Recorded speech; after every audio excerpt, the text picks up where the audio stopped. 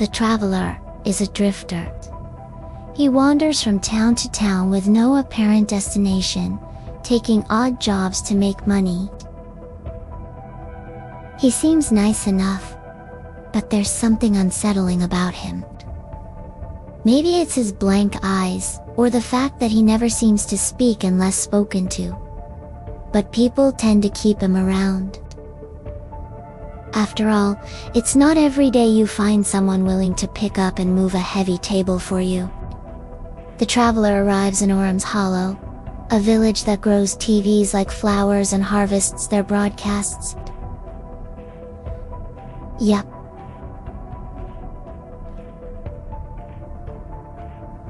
Yep. You heard me right.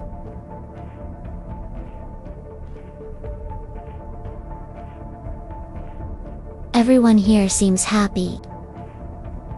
They love their flower TVs. Their days are filled with tending to their flower fields, and evenings are spent watching whatever happens to be on. The traveler is hired by an old man to retrieve a specific type of flower, the bluebell variety, which is very rare. It's illegal to pick these channel flowers, but the old man is desperate. His wife is dying and only this specific type of flower can save her. So off goes the traveler into the forbidden sector of the flower field. As he's picking the flowers, he starts hearing voices coming from inside them. At first they're just static, but then they begin to form words, forming sentences, telling stories. And what he sees is so disturbing that he drops the flower and runs. The traveler finds the old man and warns him to stay away from the flower field. But when the old man asks why, the traveler doesn't know what to say. How do you explain what you can't possibly comprehend? All he can muster is a warning. He tells the old man that if he wants to save his wife, he has to burn the flowers. Not knowing any better, the old man does as he's told. In the morning, the traveler wakes up to an incredible sight. The sky is filled with bluebells, hundreds of them.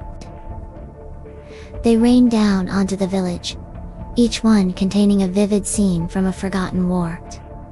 People are blown to bits by bombs, tanks roll over villages, men and women desperately run for cover. The traveler looks at the old man and asks if this is what he wanted. The old man looks back at him, confused, as if he has no idea what the traveler is talking about. The traveler shrugs and walks away, shaking his head. Orum's Hollow wasn't always a sleepy village filled with flower farms. It was once a military test site. Years ago, a terrible accident occurred. An explosion so massive it was felt hundreds of miles away. The military base was wiped off the map and everyone inside it, including the scientists working on top-secret projects, were vaporized. Radiation seeped into the ground, killing everything in its path. Slowly, over the years, life began to return to the area. Plants grew where nothing could before. Animals thrived. Nature was healing itself. But what returned was not quite natural.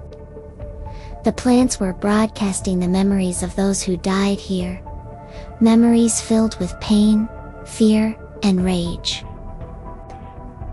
These plants were experiments, genetically modified, to feed off the radiation in the soil. Experiments gone wrong. The military tried to cover it up, but nature, it seems, had other plans. Over time, the broadcasts became weaker and weaker until they were nothing more than a whisper. Then the villagers started to forget the war, their own personal histories, even the war that took place within their own minds. The traveler knows all this because he, too, was a victim of the explosion. He survived by sheltering under a nearby hill.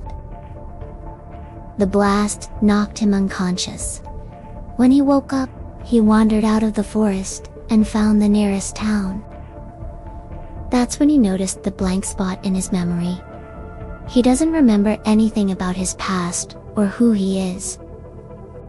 All he has is a name that means truth. If you found yourself intrigued by what you just heard, trust me, you'll want to binge the whole series. Each episode is a wild ride that'll keep you on the edge of your seat, so grab some popcorn and dive in. You won't regret it.